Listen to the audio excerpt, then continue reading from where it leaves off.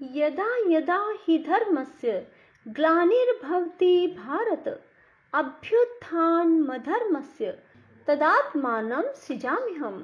भगवान श्री कृष्ण कहते हैं, जब जब धर्म की ग्लानि होती है तब तब मैं धरती पर अवतार लेता हूँ। बंधुओं, आज मैं आपको देवशयनी एकादशी के दिन श्रीमद् भागवत गीता का अध्याय सुनाने जा रही हूँ। बंधुओं, एकादशी के दिन जो मनुष्य भी श्रीमद् भागवत गीता के अध्याय को सुनते हैं, भगवान श्री कृष्ण की उन पर विशेष कृपा बरसने लगती है। बंधुओं, हर मनुष्य को एकादशी का व्रत रखना चाहिए और साथ ही श्रीमद् भागवत गीता का अध्याय सुनना चाहिए। बंधुओं, जो मनुष्य एकादशी का व्रत नहीं कर पाते, वे भी श्रीमद् भागवत गीता को एकादशी के दिन अवश्य सुने। उनके हर मनोरथ को भगवान श्री कृष्ण पूरा करेंगे। बंधुओं, यदि आपने हमारे YouTube चैनल संस्कार की बातें अब तक सब्सक्राइब नहीं किया तो जरूर करें और बेल आइकन दबाना ना भूलें, ताकि आपको हमारी आने वाली सभी वीडियोस की जानकारी सबसे पहले हो सके। बंधुओं, वीडियो को पूरी सुने। सुनने के बाद कमेंट बॉक्स में जय श्री कृष्ण भगवान जरूर लिखें। बोलो कृष्ण भगवान की जय हो। धृतराष्ट्र बोले, हे संजय, धर्म भूमि कुरुक्षेत्र में इकट्ठे हुए युद्ध की इच्छा वाले मेरे और पांडु के पुत्रों ने क्या किया? इस पर संजय बोले, उस समय राजा दुर्योधन ने व्यूह रचना युक्त पांडवों की सेना को देखकर द्रोणाचार्य के पास जाकर यह वचन कहा, हे आचार्य, आपके बुद्धिमान शिष्य द्रुपद पुत्र धृष्टद्युम्न द्वारा व्यूहाकार खड़ी की हुई पांडु पुत्रों की इस बड़ी भारी सेना को देखिए। इस सेना में बड़े बड़े धनुषों वाले युद्ध में भीम और अर्जुन के समान बहुत से शूरवीर हैं, जैसे सात्यकी और विराट तथा महारथी राजा द्रुपद और धृष्टकेतु, चेकितवान और बलवान काशीराज, पुरुचित, कुंतीभोज और मनुष्यों में श्रेष्ठ शैव्य और पराक्रमी युधामन्यु, बलवान उत्मोजा, सुभद्रा पुत्र अभिमन्यु और द्रौपदी के पांचों पुत्र, ये सभी महारथी हैं। हे ब्राह्मण श्रेष्ठ, हमारे पक्ष में भी जो जो प्रधान हैं उनको आप समझ लीजिए। आपके जानने के लिए मेरी सेना के जो जो सेनापति हैं उनको कहता हूँ। एक तो स्वयं आप और पितामह भीष्म और कर्ण, संग्राम विजयी कृपाचार्य, वैसे ही अश्वत्थामा, विकर्ण और सोमदत्त का पुत्र भूरिश्रवा, और भी बहुत से शूरवीर अनेक प्रकार के अस्त्र शस्त्रों से युक्त, मेरे लिए जीवन की आशा को त्यागने वाले सब के सब युद्ध में चतुर हैं।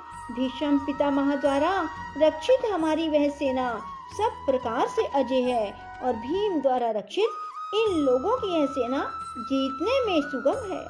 इसलिए सब मोर्चों पर अपनी अपनी जगह स्थित रहते हुए आप लोग सब के सब निसंदेह भीष्म पितामह की ही सब ओर से रक्षा करें।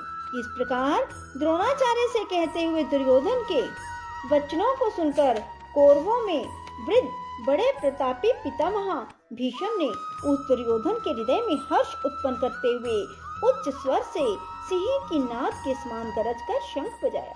उसके बाद शंख और नगाड़े, ढोल, मृदंग और नरसिंह आदि बाजे एक साथ ही बजे। उनका वह शब्द बड़ा भयंकर हुआ। उसके बाद सफेद घोड़ों से युक्त उत्तम रथ में बैठे हुए श्री कृष्ण महाराज और अर्जुन ने भी अलौकिक शंख बजाए। उनमें श्री कृष्ण महाराज ने पांचजन्य नामक शंख और अर्जुन ने देवदत्त नामक शंख बजाया। भयानक कर्म वाले भीमसेन ने कोंडर नामक महाशंख बजाया। कुंती पुत्र राजा युधिष्ठिर ने अनंत विजय नामक शंख और नकुल और सहदेव ने सुघोष और मणिपुष्पक नाम वाले शंख बजाए। श्रेष्ठ धनुष वाले काशीराज और महारथी शिखंडी और धृष्टद्युम्न राजा विराट और अजय सात्यकी राजा द्रुपद और द्रौपदी के 5 पुत्र और बड़ी भुजा वाले सुभद्रा पुत्र अभिमन्यु, इन सब ने हे राजन अलग अलग शंख बजाए और उस भयानक शब्द ने आकाश और पृथ्वी को भी शब्दायमान करते हुए धृतराष्ट्र पुत्रों के हृदय विदीर्ण कर दिए। हे राजन, उसके बाद कपिध्वज अर्जुन ने खड़े हुए धृतराष्ट्र पुत्रों को देखकर उस शस्त्र चलने की तैयारी के समय धनुष उठाकर ऋषिकेश श्री कृष्ण महाराज से वचन कहा, हे अच्युत, मेरे रथ को दोनों सेनाओं के बीच में खड़ा कीजिए। जब तक मैं इस स्थित हुए युद्ध की कामनाओं वाले को अच्छी प्रकार देख लूं, उस युद्ध रूप व्यापार में मुझे किन किन के साथ युद्ध करना योग्य है। दुर्बुद्धि दुर्योधन का युद्ध में कल्याण चाहने वाले जो ये राजा लोग इस सेना में आए हैं, उन युद्ध करने वालों को मैं देखूंगा। संजय बोले, हे धृतराष्ट्र, अर्जुन द्वारा इस प्रकार कहे हुए महाराज श्री कृष्ण ने दोनों सेनाओं के बीच में भीष्म और द्रोणाचार्य के सामने और संपूर्ण राजाओं के सामने उत्तम रथ को खड़ा करके ऐसे कहा, हे पार्थ, इन इकट्ठे हुए कौरवों को देख। इनके उपरांत प्रथापुत्र अर्जुन ने उन दोनों ही सेनाओं में स्थित हुए पिता के भाइयों को, पितामहों को, आचार्यों को, मामों को, भाइयों को, पुत्रों को, पौत्रों को तथा मित्रों को और ससुरों को, सुहृदों को भी देखा। इस प्रकार उन खड़े हुए संपूर्ण बंधुओं को देखकर वे अत्यंत करुणा से युक्त हुए।